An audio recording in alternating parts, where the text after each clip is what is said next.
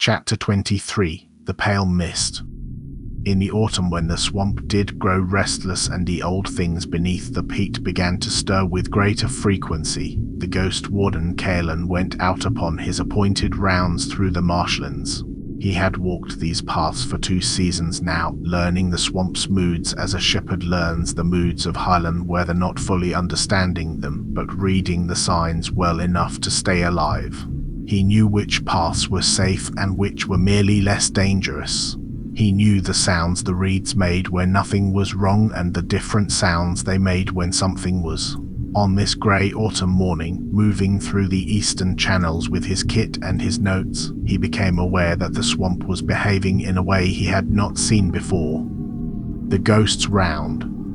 Kalen moved through the marsh with the careful silence that had kept him alive through 3 wars and 5 years of poaching. His boots found the solid tussocks by instinct, avoiding the soft peat that would suck a man down. The violet marking from the marsh wraith encounter had faded from his hands weeks ago, but he could still feel it, sometimes a warmth under his skin, a sense of belonging to the swamp that he'd never asked for but had learned to appreciate. It made the work easier. The paths that confused others were clear to him now. The sounds that frightened village folk were just the marsh's ordinary conversation. And the things that dwelt here, the old things, the wrong things, seemed to regard him as something adjacent rather than prey. He was checking the willow line where it met the deeper swamp, looking for signs of the bark shifters the wizard had mentioned. Trees that moved where no one watched. Roots that grew in patterns that didn't follow normal wood. He found tracks instead. Boot prints. Recent. Leading deeper into the marsh toward the old ruins. Fenris. Kalen followed, curious. The wizard usually told him when he'd be working in the deep swamp. Professional courtesy between men who shared dangerous ground. But these tracks were fresher than any planned expedition should be. He found Fenris a half-mile in, at a place where ancient stones rose from the peat like broken teeth. The remnants of some tower or temple from before the boundary was established. The wizard was kneeling beside the largest stone, running his hands over cracks in the weathered surface, muttering numbers to himself. Measuring again, Kalen called from 20 paces back. No point sneaking up on a wizard. They tended to react poorly. Fenris looked up, startled. "Kalen, what are you doing this far east?" "My job. Watching the swamp. Found your tracks." Kalen moved closer, studying the stones. They were older than any building he'd seen in Lord Tale's lands. Older than the villages. Maybe older than the kingdom itself. What's this place? Foundation marker. One of the original boundary stones from when the seals were first placed. Fenris ran his finger along a crack. They're degrading faster than my calculations predicted. The stone was solid 6 months ago. Now look. The crack was perhaps a finger's width, running vertically through the stone from top to bottom. Not particularly impressive. Stone cracked. Weather and time did that. So it's breaking. Stone does that. Not this stone. This stone was reinforced. Warded. Designed to last centuries without deterioration. Fenris pulled out a small notebook, made notations with a stub of charcoal. The fact that it's cracking means the seals underneath are weakening. Which means...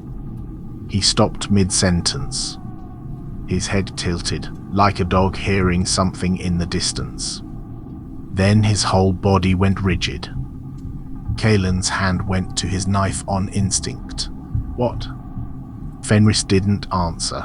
He was staring at the crack in the stone, his expression shifting from curiosity to concern to something Kalen had never seen on the wizard's face before. Fear.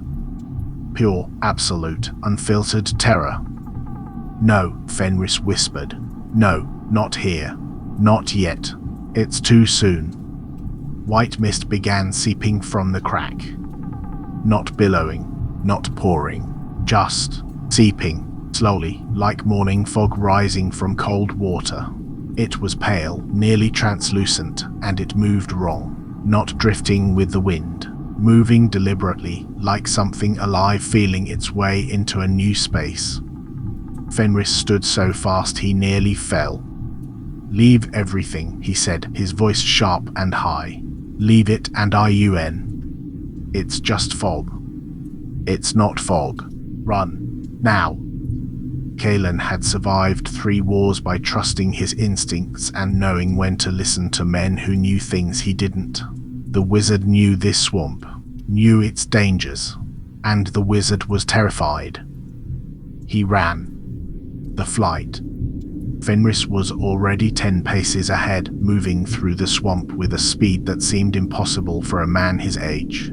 Not running carefully, not picking his path, just sprinting, boots splashing through shallow water, grabbing at tree trunks to swing himself around obstacles. Kalen followed, confusion and adrenaline warring in his chest. Behind them, he could hear nothing, no pursuit, no roaring, no creature crashing through the reeds. Just silence. And that made it worse somehow. "What is it?"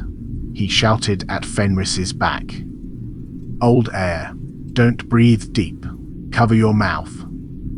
Old air. What the hell did that mean? Kalen yanked his scarf up over his nose and mouth anyway, breathing shallow through the fabric. His lungs were already burning from the sprint. The swamp pulled at his boots, tried to slow him. A root caught his foot and he stumbled, went down on one knee in cold water. The white mist was spreading behind them, slowly, inexorably, a pale tide flowing across the swamp like water seeking its level. It looked harmless, beautiful almost, like early morning fog, gentle and quiet. Fenris grabbed his arm, pulled him up with surprising strength. "Move, don't stop, don't look back." They ran. Kalen's mind catalogued threats automatically, the habit of a soldier who'd survived by being prepared. But there was nothing to fight. The mist had no teeth, no claws, no weapons. It was just air. Different air. Wrong air. But Fenris was fleeing like death itself was at his heels. They crashed through a stand of cattails, splashed across a shallow channel. Kalen's boot went through thin ice that shouldn't have formed, yet autumn wasn't that cold and came up with frost clinging to the leather. "How far?" he gasped. "Until I say stop." The mist behind them was thickening, no longer pale and translucent, more substantial now, white, dense, spreading in all directions from the broken foundation stone like spilled milk across a table. And where it touched the ground, things changed. The reeds turned grey. The water froze despite the temperature being well above freezing. A bird that flew too low fell from the air mid-flight, landing in the mist and going perfectly still. Kalen ran harder. His soldier's mind tried to make sense of it. Poison gas? He'd heard stories from the Eastern Wars about vapors that killed men in trenches. But poison gas didn't freeze water, didn't move with such deliberate purpose. "Where does it stop?" he shouted. "When the seal closes, or when it spreads far enough to dissipate. Either way, run." Fenris veered west, away from the deeper swamp. Kalen followed. His legs were screaming. His lungs felt raw. The scarf over his mouth was soaked with condensation from his breath, making it harder to breathe. But he didn't slow down. Because behind them, silent and patient and absolutely inevitable, the white mist continued to spread. The border. They broke through a line of willows and suddenly the ground was firmer. Less water, more solid earth. The air smelled different, less of rot and old peat, more of normal autumn marsh. Fenris stumbled to a halt, braced against a tree trunk, gasping for air. Kalen stopped beside him, his own chest heaving, and looked back. The mist had stopped at the willow line. It pressed against some invisible barrier, unable to cross. Like water meeting a dam. It pooled there, thick and white and utterly wrong, and then slowly, very slowly began to thin, to dissipate, to fade back toward the broken foundation stone like a tide retreating. What, Kalen said between gulps of air, in all the bleeding hells was that? Fenris didn't answer immediately. He was checking his hands, his arms, running his palms over his face and neck, looking for something, checking for contamination. "Are you hurt?" Kalen asked. "No." "You?" "No." "What?" "One breath," Fenris said, his voice shaking. "One deep breath of that and your lungs crystallize from inside. Or they freeze. Or they try to process oxygen that isn't there and you suffocate on air that's perfectly visible." He was still checking himself, compulsive, making sure. The sealed lands have a different atmospheric composition, different fundamental properties. That mist, that's what happens when a seal cracks and the old air leaks through. Kalen stared at him. "Air. We were running from air. We were running from air that would have killed us as surely as a sword through the chest. More surely. At least a sword you can see coming. It looked like fog." "I know." Fenris finally stopped his self-examination and slumped against the tree. "That's what makes it so dangerous. It doesn't look lethal. It looks like morning mist. By the time you realize what you're breathing, it's too late." Kalen thought about the bird falling from the sky, about the reeds turning grey, about the water freezing in above freezing temperature. "How long?" he asked quietly. "How long until that happens more often?" Fenris was silent for a long moment. When he spoke, his voice was tired, old, defeated in a way Kalen had never heard before. "It's not supposed to happen at all. Not for years. Maybe decades. The seals were designed to hold." He looked back at where the mist was still dissipating, fading like a bad dream. 6 months ago, those foundation stones were solid. No cracks. No degradation. I checked them personally. And now? Now they're failing faster than any model predicted. Which means the corruption isn't advancing at a steady rate. It's accelerating. Kalen felt something cold settle in his stomach that had nothing to do with the autumn air. "How much time do we have?" "I don't know. That's the terrifying part. I don't know." Fenris pushed himself away from the tree, started walking slowly west towards safer ground. The boundary is weakening. The seals are cracking. And when they fail completely, when the old air comes through in more than just seeps and leaks, there won't be any running from it. It'll spread until the whole eastern marsh is filled with air we can't breathe. And then? And then it keeps spreading west, slowly, inexorably, turning everything it touches into a place where humans can't survive.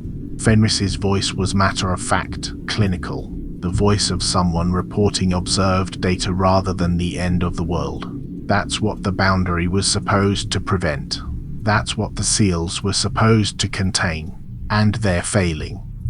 They walked in silence for a while, the sounds of the normal swamp returning around them. Frogs, birds, the rustle of reeds in the wind. Normal sounds. Safe sounds. Sounds that might not last. The reckoning. They made it back to the tower by late afternoon. Fenris went immediately to his study, pulling out maps and charts and beginning frantic calculations. Kalen stood in the main hall, still slightly shaking from the run, and tried to process what he'd witnessed. He'd seen men die in war, seen them cut down by swords and arrows and the casual violence of soldiers with orders. He understood that kind of death, could prepare for it, fight against it, sometimes prevent it. But this. How did you fight air? How did you prepare for something that looked harmless but killed with a single breath? How did you warn people about a danger they couldn't see until it was too late? Lyra came down from the upper floors, took one look at him, and brought strong ale without being asked. What happened? she asked. Seal broke. Old air leaked through. We ran. The words came out flat, emotionless. Soldier's voice, reporting facts because feeling them was too much. Are you hurt? No. The wizard knew what it was. Made us run before we breathed it. Kalen took a long drink of the ale. It was terrible, sour and harsh, but it was real and present and normal. How often does that happen? It's not supposed to happen at all. Lyra's expression was tight. The seals are designed to contain the corruption completely. No leaks, no seeps. If they're breaking, they are. Then things are worse than Fenris thought. From the study, they could hear the wizard cursing a long, creative string of profanity in several languages. Should we? Kalen gestured toward the study. Leave him. When he gets like this, he needs to work through the calculations himself. Interrupting makes it worse. Lyra sat across from him. Tell me what you saw. Everything. Kalen described it. The foundation stone, the crack, the white mist seeping out like morning fog, the way it spread, slow and patient and absolutely deadly, the bird falling, the reeds turning grey, the water freezing, and Fenris's terror, the wizard's absolute, uncharacteristic panic. I've never seen him afraid before, Kalen said. Annoyed, yes. Frustrated, but not afraid. Not like that. He's afraid of very few things, Lyra said quietly. But the seals failing completely, that's one of them. Because if they fail, there's nothing he can do. No magic, no knowledge, no clever solution. Just retreat. Keep retreating west until there's nowhere left to go. How far west would we need to go? I don't know. Neither does he. That's what makes it so terrifying. We don't know how far the corruption will spread once the boundary fails completely. It might stop at the willow forest. It might keep going to the sea. Kalen thought about the garrison families, about Otto and Gret and their children, about the village of Millbrook with its crooked temple steeple and suspicious grain merchant. They don't know, he said. The people in the village, the families at the garrison, they don't understand what's actually happening here. No. And telling them wouldn't help. What would they do with the knowledge? Flee? To where? The corruption might spread faster than they can run, or it might not spread at all. We don't know. Lyra's voice was tired. All we can do is what we're already doing. Watch. Measure. Try to predict when things will get worse. And when they do get worse, warn people in time to evacuate if evacuation is even possible. That's not much of a plan. It's the only plan we have. From the study, more cursing. Then the sound of something heavy being thrown against a wall. Kalen drained his ale and stood. I should go. Report to the families that the eastern marsh is off limits for now. Make sure no one goes hunting or foraging that direction until the wizard says it's safe. It might never be safe again. Then I'll tell them it's permanently off limits. He moved toward the door, then paused. Lyra, that mist. How long until it kills someone who breathes it? Fenris says it depends on how concentrated it is. A deep breath of pure old air? Seconds. Lungs crystallize almost immediately. A shallow breath of diluted mist? Maybe minutes. Long enough to realize something's wrong, but not long enough to get help. And there's no cure? No treatment? No. Once it's in your lungs, you're dead. The only defense is not breathing it at all. Kalen nodded slowly. Right. Good to know. He left the tower and crossed to the garrison house, where the families were preparing supper. The smell of cooking turnips and salt pork and fresh bread was achingly normal. He found Elaine first, drew him aside, and explained in calm, practical terms that the eastern marsh was now forbidden territory. That something had happened there today that made it too dangerous for anyone to approach. Elaine listened, his expression growing more serious. How dangerous? Death dangerous. Instant death if you're unlucky. Painful death if you're lucky but not fast enough. What kind of death? The kind you can't see coming until it's too late to run. Kalen met his eyes. Trust me on this, Elaine. I've seen men die in war. I know what lethal looks like. And what's in that marsh now is as lethal as anything I've ever faced. Only you can't fight it with steel. Elaine nodded slowly. I'll tell the others. No one goes east of the Willow Line. Not for any reason. Good. Kalen returned to his own small shelter at the edge of the settlement and sat in the growing darkness, thinking about white mist that looked like morning fog and killed as easily as breathing.